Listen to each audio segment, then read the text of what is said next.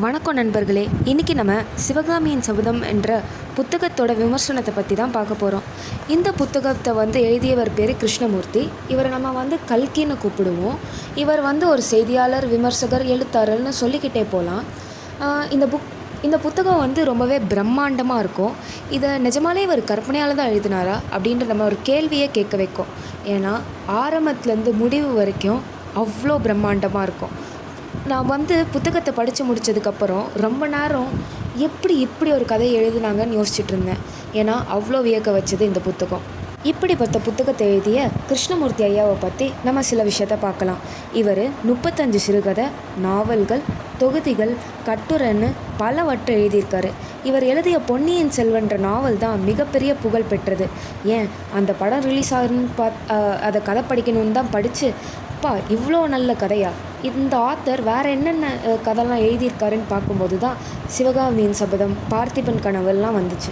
சரி, ஓகே, படிக்கலாமே, படித்து தான் பார்ப்போம் என்ன இருக்குதுன்னு பார்க்கும்போது தான் இப்படி ஒரு பிரம்மாண்டமான கதையை நான் படிக்க ஆரம்பித்தேன். எனக்கு பொதுவாகவே நம்ம தமிழ் வரலாறு பற்றிய, அதாவது நம்ம அரசர்கள் அவங்களோட கதையை படிக்கிறதுக்கு ரொம்பவே பிடிக்கும். சின்ன வயசுலேருந்து நம்மளுக்கு கதை சொல்லி தான் எல்லாமே செஞ்சுருக்காங்க நம்ம தாத்தா பாட்டி. அதே மாதிரி நம்ம தமிழர்களோட பெருமை இது எல்லாமே படிக்கிறதுக்கு எனக்கு ரொம்பவே பிடிக்கும். அப்படி நான் படித்த புக்கு தான் பொன்னியின் செல்வன். அதுக்கப்புறம் அதிலிருந்து ஆரம்பித்தது தான் இந்த சிவகாமியின் சபதம். இந்த கதையை நான் ஏன் படிக்கணும்னு நினச்சேன்னா, இந்த கதையில் ஒரு முக்கியமான கதாபாத்திரமாக நரசிம்ம பல்லவன் இருக்கார். இவர் தான் இந்தியாவில் இருக்க மிக சிறந்த சிற்பக்கலை மையமான மகாபலிபுரம் உருவாக்க ஒரு முக்கிய காரணமாக இருந்தார். அதனால் இது என் ஆர்வத்தை தூண்டி இந்த புக்கை படித்து பார்ப்போமேன்னு தான் படிக்க ஆரம்பித்தேன். இப்போ நம்ம சில முக்கியமான கதாபாத்திரத்தை பற்றி பார்ப்போங்க. முதல்ல கதாநாயகியான சிவகாமியை பற்றி பார்ப்போம். இவ ஒரு மாய நடனக்காரியாக கூறப்படுகிறாள். அது மட்டும் இல்லாமல் பரதநாட்டியத்தை உருவாக்கினவங்களே கூட நினச்சி பார்க்காத அளவுக்கு தோரணத்தையும் நுணுக்கங்களையும் இவளால் சித்தரிக்க முடியும். இவ தான் நம்ம நரசிம்மவர்மனோட காதலி. இவ சிற்பியின் குடியிருப்பில் தனியாக இருக்கா. இவ கூட ஒரு கிளியும் மானும் எப்போவுமே சுற்றிட்டு இருக்கோங்க. இவளோட புகழ் தொலைதூர நாடுகளுக்கு பரவி இருக்கு. இவ நடனத்தை காண பல நாட்டிலிருந்து பல மக்கள் வருவாங்க. அடுத்து நம்ம மகாராஜாவான மகேந்திரவர்மனை பற்றி பார்ப்போம். கல்கி இவரை ஆயக்கலையில் சிறந்தவராகவும் அவைகளை விரும்பி வளர்ப்பவராகவும் சித்தரித்திருக்கிறாங்க. இவர் மிகவும் அறிவு கூர்மையான ஒரு மனுஷன். இவர் காலத்தில் தான் மாமல்லபுர சிற்பங்கள் அழகூட்டுறது. இவர் சமய ஒற்றுமையை விரும்புவார். அடுத்து நரசிம்ம பல்லவன். இவர் தான் மகேந்திரவர்மனோட பையன். இவர் தான் நம்ம கதாநாயகி சிவகாமியோட காதலன். இவர் தன்னோட காதலை வெளிப்படுத்துகிற மாதிரி, நான் சிவகாமியை தான் கல்யாணம் செஞ்சுப்பேன், அவளை திருமணம் செய்யணுன்னா நான் என் சிம்மாசனத்தை கூட விட தயாராக இருக்கேன்னு சொல்லிட்டு ஒரு மிகப்பெரிய ஒரு முடிவை எடுத்தவர். அடுத்ததாக நாகநந்தி தாங்க. இவரை புத்த பிரிக்ஷுன்னு சொல்லுவாங்க. புத்தர் பிரிக்ஷுனாலே நம்ம ஒரு சாந்தமான அமைதியான மனுஷங்கன்னு தான் ஞாபகம் வரும்.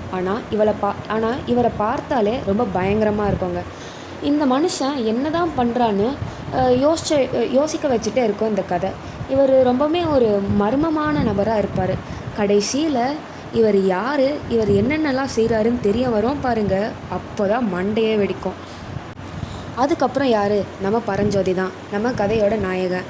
இவன் போக்கில் தான் கதையே போகுதுங்க. இப்போது இந்த கதாபாத்திரம்லாம் என்ன செய்தி ஊர்த்துதுன்னு பார்த்திங்கன்னா, மரியாதை, அன்பு, அப்புறம் நட்பு, இதுதான் நாவல் போக்கில் இயங்கும் முக்கியமான கருப்பொருட்கள்.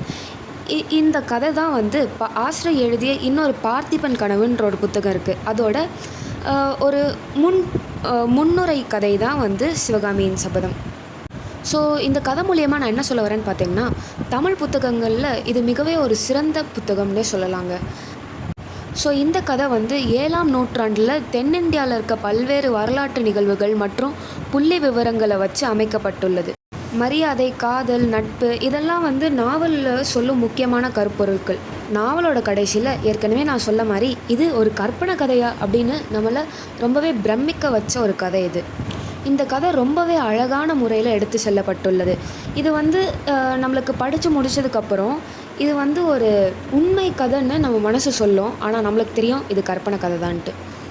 இந்த கதை கொண்டு போகக்கூடிய அழகை பார்க்கலாம். ஒரு அழகான மாலையில் பரஞ்சோதி ராஜ்யத்துக்கு செல்லும்போது தான் நம்ம புத்த பிரிக்ஷுவை பார்க்குறோம். அதாவது நம்ம நாகநந்தி.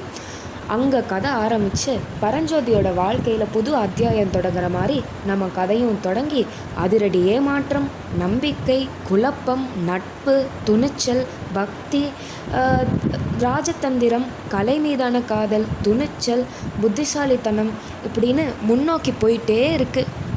இந்த கதை ஒரு அழகான மாலை நேரத்தில் ஆரம்பித்து சொல்ல முடியாத ஒரு சோகத்தோடு போய் முடியும். ஒட்டுமொத்தமாகவே நம்ம கல்கி ஐயாவோட எழுத்து நடையே ஒரு தனி ரகம்தாங்க.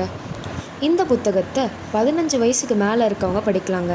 இது கிருஷ்ணமூர்த்தி ஐயாவும் சதாசிவம் ஐயாவும் ஆரம்பித்த ஒரு வார இதழில் கிட்டத்தட்ட 2 வருஷமாக இந்த கதை ஓடி இருக்கு.